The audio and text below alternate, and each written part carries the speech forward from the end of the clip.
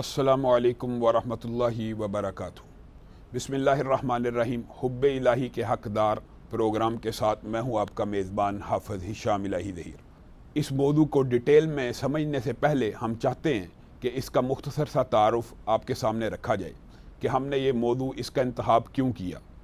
حب الہی کے حقدار کون کا مطلب یہ ہے کہ اللہ رب العزت کے محبت کے حقدار بندے کون سے ہیں، اللہ کے محبوب بندے کون سے ہیں۔ یہ سارے کے سارے یہ جو محبت ہے، حب ہے، محبوب ہے، یہ سارے کا سارا حب کے اندر سے نکلا ہے کہ اللہ رب العزت اپنے کس قسم کے بندوں سے محبت فرماتے ہیں۔ انشاءاللہ یہ پوری سیریز کے اندر ہم ان لوگوں کا آپ سے تعارف کرواتے جائیں گے کہ جن سے اللہ رب العزت محبت کرتا ہے۔ اور کیا اللہ رب العزت بھی اپنے بندوں سے محبت کرتے ہیں؟ بے شک اللہ رب العزت اپنے بے شمار بندوں سے محبت کرتے ہیں، اور قرآن پاک میں اور احادیث نبویہ میں یہ بات ثابت ہے کہ ان کی کیا کیا کوالٹیز ہوتی ہیں۔ لیکن کیا بندے کو بھی اللہ رب العزت سے محبت کرنی چاہیے؟ بالکل، اللہ رب العزت سے محبت کرنا شریعت کا مطلوب و مقصود ہے۔ مطلب یہ ہے کہ بندہ اللہ رب العزت سے محبت کرے اور اللہ رب العزت بندے سے محبت کرے۔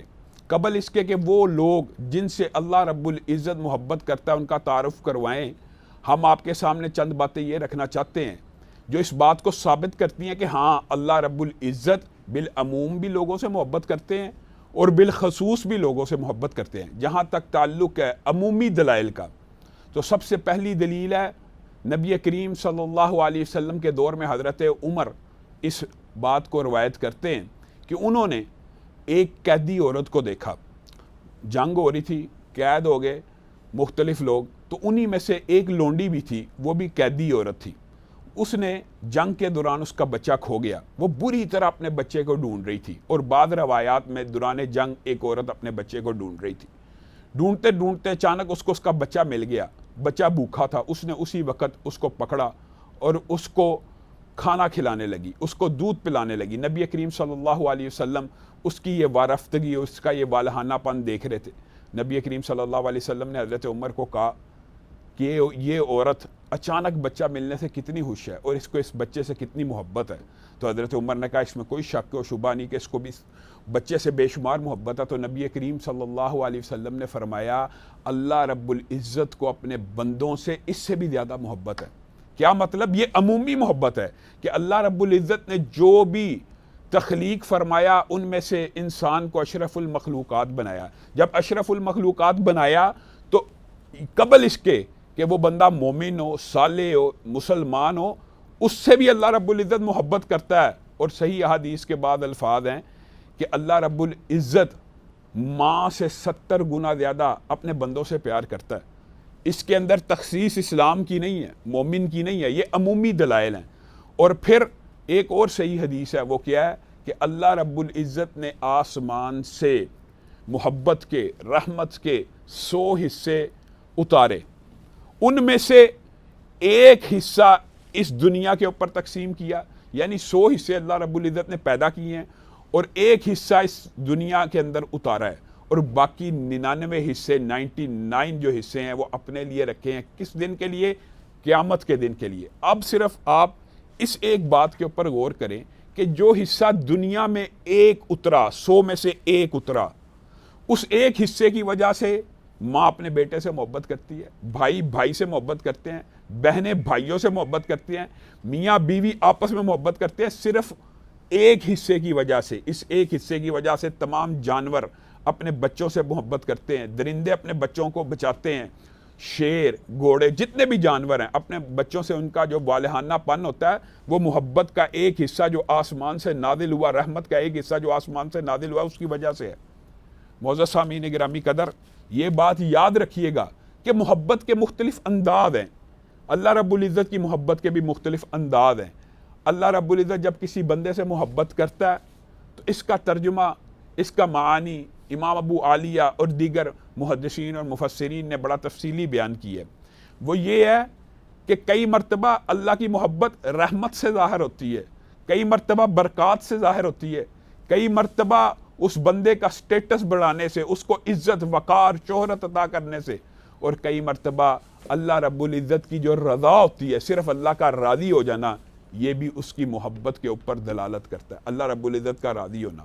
تو انشاءاللہ ہم وہ تمام افراد کا اس پروگرام میں ذکر کرتے رہیں گے کہ جن سے اللہ راضی ہوتا ہے، جن کے اوپر اللہ کی رحمتیں ہوتی ہیں، اور جو بندے اللہ رب العزت کے محبوب ہو جاتے ہیں۔ اصل میں ہمارے پروگرام کی جو بنیادی تھیم ہے وہ یہ ہے کہ حب الہی کا، محبت الہی کے حقدار لوگ کون کون سے، یہ بنیادی تھیم ہے۔ اگرچہ اسی ضمن میں ہم پروگرام کے اندر ان لوگوں کا بھی تذکرہ کریں گے کہ جن سے اللہ رب العزت محبت نہیں کرتا بلکہ نفرت کرتا ہے، اور جن کے بارے میں محبت کا لفظ قرآن پاک میں استعمال ہوا ہے ان کا بھی ذکر کریں گے، اور جن کے بارے میں کہ اللہ ان لوگوں سے محبت نہیں کرتا یہ لفظ استعمال ہوا ہے ان کا بھی ہم آپ کے سامنے خاکہ رکھیں گے۔ نبی کریم صلی اللہ علیہ وسلم نے ارشاد فرمایا، سب سے اہم بات جو محبت الہی کے حوالے سے ہے وہ یہ ہے کہ نبی کریم صلی اللہ علیہ وسلم نے ارشاد فرمایا کہ اللہ رب العزت جس بندے سے محبت کرنا شروع کر دیتے ہیں تو جبریل امین کو کہتے ہیں میں فلاں ابن فلاں سے محبت کرتا ہوں۔ جبریل امین کو کیوں بتلاتے ہیں؟ آپ خود بتلائیے، اس حدیث کے اندر بہت بڑا سبق پنہا ہے، پوشیدہ ہے۔ جبریل کو اس لیے بتاتے ہیں کہ جبریل علیہ السلام بھی ان لوگوں سے محبت کرنا شروع کر دیں جن جن کا نام اللہ رب العزت لے رہے ہیں، اور پھر جبریل جب اللہ کا یہ حکم سنتے ہیں کہ اللہ فلاں ابن فلاں سے محبت کرتا ہے، جبریل بھی اس سے محبت کرنا شروع کر دیتے ہیں، اور یہ بہت بڑا اعزاز ہے۔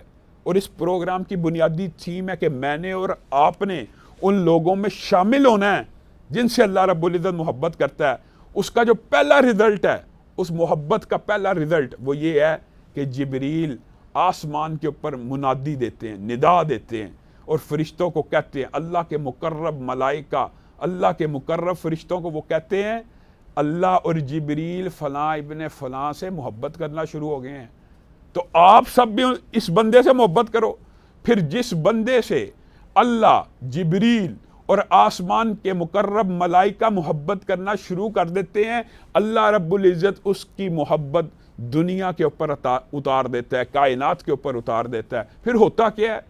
وہ بندہ لوگوں کا بھی محبوب بن جاتا ہے۔ نیک اور صالح اور متقی لوگ، ان کے دلوں میں اس بندے کی محبت آ جاتی ہے، اور اس کو شرف قبولیت حاصل ہو جاتا ہے، اور وہ بندوں میں مقبول ہو جاتا ہے۔ سب سے پہلا سٹیپ، سب سے پہلا ریوارڈ، سب سے پہلا اعزاز اللہ رب العزت سے محبت کرنے کا یا اللہ کا بندے سے محبت کرنے کا یہ ہے کہ وہ بندہ لوگوں میں مقبول ہو جاتا ہے۔ اور نبی کریم صلی اللہ علیہ وسلم کی ایک حدیث اس بارے میں بڑی اہم ہے جو آپ نے اور میں نے یاد رکھنی ہے۔ اللہ سے محبت بھی کرنی چاہیے، اور یہ اس کو بعض شعراء عشق حقیقی کے نام سے بھی کہتے ہیں۔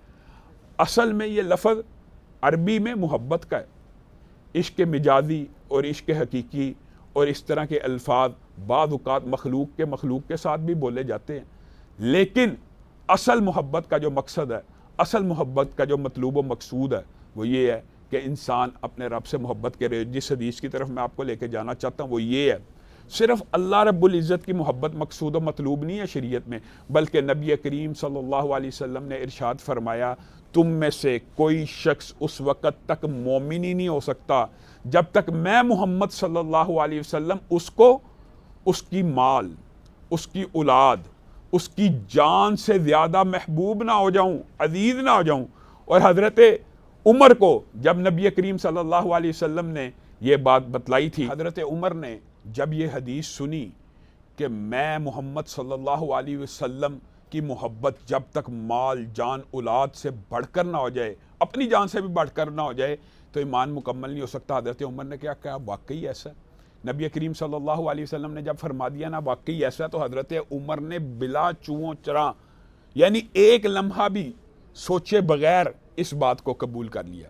میرے بھائیو، اصل میں شریعت کا مطلوب و مقصود یہ ہوتا ہے جہاں پہ حکم رسول آ جائے، جہاں پہ قول رسول آ جائے، جہاں پہ اللہ رب العزت کا فرمان آ جائے، اسی وقت سر تسلیم خم ہم نے نبی کریم صلی اللہ علیہ وسلم اور اللہ کے احکامات کے آگے سرنڈر کرنا ہے۔ اور اسلام کا بنیادی ترجمہ اگر اسلام کا لفظی معنی بھی لے، یہی ہے سرنڈر کرنا، سر تسلیم خم کرنا اللہ رب العزت کے ہر حکم کے آگے، نبی کریم صلی اللہ علیہ وسلم کے ہر حکم کے آگے۔ میرے بھائیو، اللہ رب العزت نے اپنی مخلوق کے ساتھ محبت کی ہے۔ اللہ رب العزت رحمان ہے، اللہ رب العزت رحیم ہے۔ بلکہ اگر آپ قرآن پاک ابتدا کریں نا، قرآن پاک ابھی کھول نہیں تو آپ کو پتہ لگ جائے گا کہ اللہ رب العزت کلام حمید کی ابتدا کس سے کر رہا ہے؟ بسم اللہ الرحمن الرحیم، پھر الحمدللہ رب العالمین الرحمن الرحیم۔ انشاءاللہ اگر موقع ملا اس حوالے سے تفصیلی گفتگو بھی کریں گے، لیکن یہاں پہ جو بتلانا مقصود و مطلوب ہے، اللہ کلام حمید کی ابتدا بھی الرحمن الرحیم الرحمن الرحیم دو مرتبہ کے ساتھ کر رہا ہے۔ اللہ رب العزت کی رحمت بہت زیادہ ہے، اور اللہ رب العزت کی رحمت بذات خود اس بات کی دلالت ہے کہ اللہ اپنی مخلوقات سے محبت فرماتے ہیں۔ اور صحیح حدیث کے الفاظ ہیں، ایک عام فہم مثال اور ایک بات اور بھی سمجھیے، اللہ رب العزت نے مخلوقات کے ساتھ اپنا بہت زیادہ فاصلہ رکھا ہے۔ عام فہم بات ہے، سمجھنے کی بات ہے، کیا ہم ایک یونین کونسل میں ہوتے ہیں، اس سے بڑا ایک شہر ہوتا ہے، اس سے بڑا ایک ضلع ہوتا ہے، اس سے بڑا ایک صوبہ ہوتا ہے، اس سے بڑا ایک ملک ہوتا ہے، پھر کئی ملک مل کے بر صغیر بر اعظم بن جاتے ہیں، پھر سارے بر اعظم مل کے ایک دنیا بن جاتی ہے، پھر انسان دنیا سے ذرا اوپر جانا شروع ہو، لاکھوں کلومیٹر دور ایک سورج ہے، جس سورج کے اندر بے شمار دنیایں اکٹھی ہو جائیں، سورج اس سے بھی بڑا۔ اور کیا سورج انتہا ہے؟ کئی زمینیں اس کے اندر سما سکتی ہیں، لیکن انتہا سورج نہیں ہے۔ سورج سے آگے اتنے بڑے ستارے ہیں، اور انسانی آنکھ نے، جو بھی سائنس کے طالب علم ہے وہ اس بات کو بخوبی سمجھ سکتے ہیں، جو سائنس کا طالب علم نہیں بھی ہے اس کو بھی عام فہم زبان میں سمجھایا جا سکتا ہے کہ ابھی انسانی آنکھ نے دوربین کے ساتھ جس سب سے بڑے ستارے کو دیکھا ہے، اس سے پیچھے بھی ستارے ہو سکتے ہیں۔ اس ستارے کے بارے میں سائنسدانوں کا یہ خیال اور گمان ہے کہ وہ ایک اکیلا ستارہ، اس کے اندر 90 کروڑ سورج سما سکتے ہیں۔ 1 ارب 20 کروڑ سال نوری، یہ نوری سال ہیں، یہ عام ہمارے سال نہیں ہے کہ لائٹ 1 منٹ میں کتنے کلومیٹر ٹریول کرتی ہے، 1 سال میں اس کو 1 لائٹ ایئر کہتے ہیں۔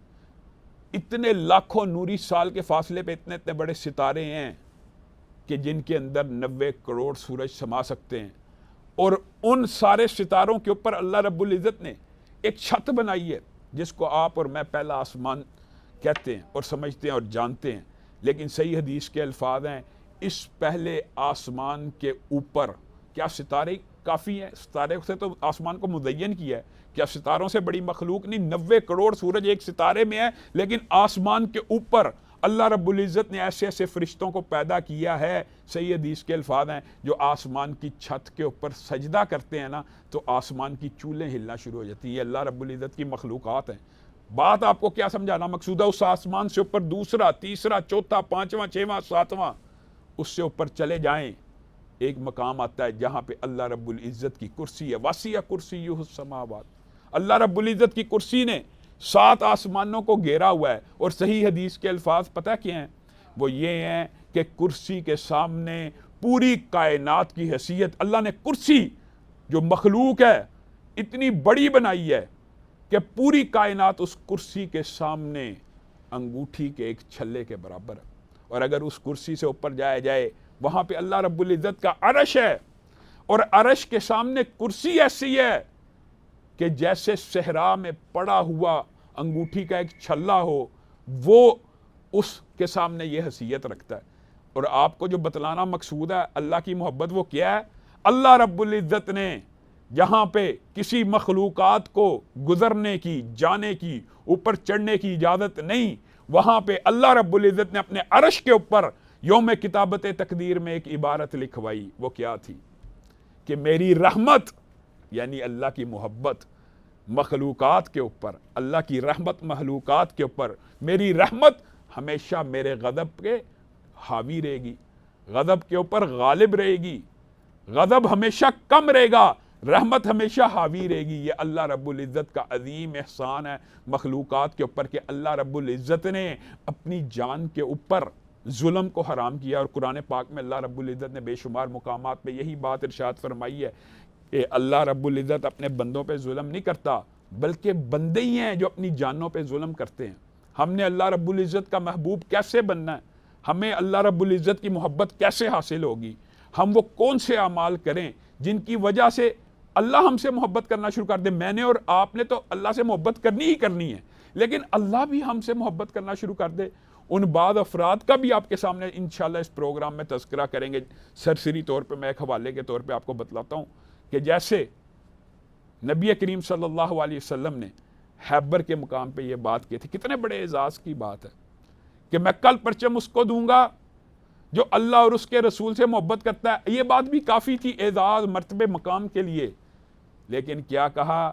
پرچم اس کے ہاتھ میں دوں گا جس سے اللہ بھی محبت کرتا ہے, جس سے رسول اللہ بھی محبت کرتے ہیں. تو گویا اللہ رب العزت, یہ بات اپنے ذہن میں کرسٹل کلیئر کر لیں, اور یہ بات کے اندر کوئی اشکال نہیں ہونا چاہیے کہ یہ بات صحیح سنت سے, قرآن و حدیث سے ثابت ہے کہ اللہ اپنے بندوں سے محبت کرتا ہے. ایک محبت وہ ہے جس کا آپ کے سامنے تذکرہ کیا, عمومی محبت. جو بھی چیز اللہ نے کریٹ کی ہے اللہ رب العزت اس سے محبت فرماتے ہیں. اور انسان کو چونکہ اشرف المخلوقات بنایا, انسان کے اندر انبیاء اور رسول اللہ کو پیدا کیا, اولیاء کیا, شہداء کو پیدا کیا, اس وجہ سے اللہ رب العزت انسانوں سے سب سے زیادہ محبت فرماتے ہیں اشرف المخلوقات ہونے کی وجہ سے. یہ بھی ایک انسان کو سبب, یہ ایک فوقیت اور شرف ہے, اور اس کے اوپر انسان اگر جتنا بھی اللہ رب العزت کا شکر ادا کرنا چاہے وہ کم ہے. یہ بات بھی یاد رکھیے کہ اللہ رب العزت نے جو معیار مقرر کیا ہے, ان کنتم تحبون اللہ فاتبعونی یحببکم اللہ, وہ معیار یہ ہے کہ اگر تم اللہ سے محبت کرتے ہو تو میں محمد صلی اللہ علیہ وسلم کی اتباع کرو. انشاءاللہ اس حوالے سے تفصیلی گفتگو ہوگی, لیکن میں آپ کو دباچے اور تمہید کے طور پہ یہ بات سمجھا رہا ہوں کہ یہ تو بنیاد ہے. ان کنتم تحبون اللہ فاتبعونی یحببکم اللہ. اگر تم میری پیروی کرو گے اللہ رب العزت تم سے محبت کرنا شروع کرے گا. تو بنیادی کلیہ اور نقطہ یہ ہے کہ ہم نبی کریم صلی اللہ علیہ وسلم کی اطاعت اور پیروی کریں. اور بے شمار لوگ جن کا تعارف انشاءاللہ ہر پروگرام اس حوالے سے ہوگا, اس کے اندر ہم ایک چیز کو سلیکٹ کریں گے کہ اللہ رب العزت ان اللہ یحب التوابین و یحب المتطہرین, اللہ رب العزت محبت کرتے ہیں توبہ کرنے والوں کو اور پاکیزگی اختیار کرنے والوں کو. پھر انشاءاللہ وہ پورا پروگرام اس حوالے سے ہوگا کہ ہم اس کے اندر توبہ کرنے کے جو اہمیت ہے, فضیلت ہے, اور اللہ کے محبوب بننے کی جو اہمیت اور فضیلت ہے اس کو ڈسکس کریں. اسی طرح یہ بہت لمبی چوڑی ایک لسٹ ہے جس کے اندر اللہ رب العزت کے محبوب بندے, حب الہی کے حقدار لوگ کون کون سے ہیں, اس کو ہم مفصل انداز میں تفصیل سے ذکر کریں گے. لیکن یہاں پہ ایک بات میں کہنا چاہتا ہوں, اللہ رب العزت کی محبت کی ایک بہت بڑی دلیل بھی ہے. وہ کیا ہے کہ اللہ رب العزت, اور یہ بات شاید بعض سامعین کے لیے چنبے کی ہو, اللہ رب العزت جس بندے سے محبت کرتے ہیں نا, اللہ اور اس کے فرشتے اس بندے کے اوپر درود بھیجتے ہیں. اب یہ بات ہو سکتا ہے کہ عام فہم بات ہے, بات عام فہم ہے, لیکن بعض سامعین اور قارئین کے لیے نہیں ہو کہ اللہ رب العزت بھی بندے کے اوپر درود بھیج سکتے ہیں اور فرشتے بھی درود بھیج سکتے ہیں. بے شک اللہ رب العزت کا البتہ جو درود بھیجنا ہوتا ہے اس کے بارے میں محدثین متفق ہیں کہ اللہ کا درود بھیجنا اس کے 4 اور 5 مختلف مطالب ہو سکتے ہیں. اللہ جب کسی کے اوپر درود بھیجے تو اس کا مطلب یہ ہوتا ہے, ویسے تو درود بھیجنے کا عمومی ترجمہ یہ ہوتا ہے نا کہ ہم اللہ سے دعا کرتے ہیں اللہم صلی علی محمد, اللہ تعالیٰ تو نبی کریم صلی اللہ علیہ وسلم کے اوپر رحمت نازل فرما. ہم نبی کریم پہ درود بھیجتے ہیں اللہ کے سامنے, اور اللہ جب کسی کے اوپر درود بھیجے گا تو اس کا ترجمہ یہ ہوگا کہ اللہ رب العزت اس بندے کے اوپر رحمت نازل فرماتے ہیں, اس بندے کے اوپر برکت نازل فرماتے ہیں, اس بندے کا ذکر بلند کرتے ہیں, یعنی اس کو مقبول بنا دیتے ہیں, دنیا میں اس کی محبت کو نازل فرما دیتے ہیں, دنیا میں اس کی محبت کو عام فرما دیتے ہیں. اور اسی طرح اللہ رب العزت اس بندے کے گناہ معاف کرتے ہیں. یہ اللہ رب العزت کے درود کا ترجمہ ہے. اور فرشتوں کے درود کا جو ترجمہ ہے, مختصر بات یہ ہے کہ فرشتے لا یعصون اللہ ما امرہم, فرشتے اللہ رب العزت کے حکم کی نافرمانی کرتے ہی نہیں.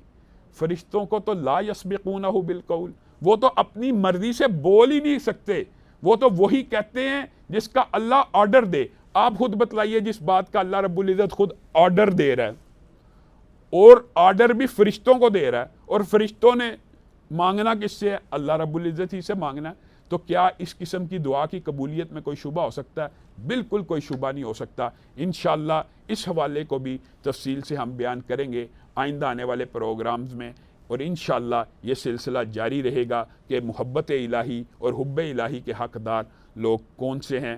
آپ کا میزبان حافظ ہشام الہی ظہیر آپ سے اجازت چاہتا ہے.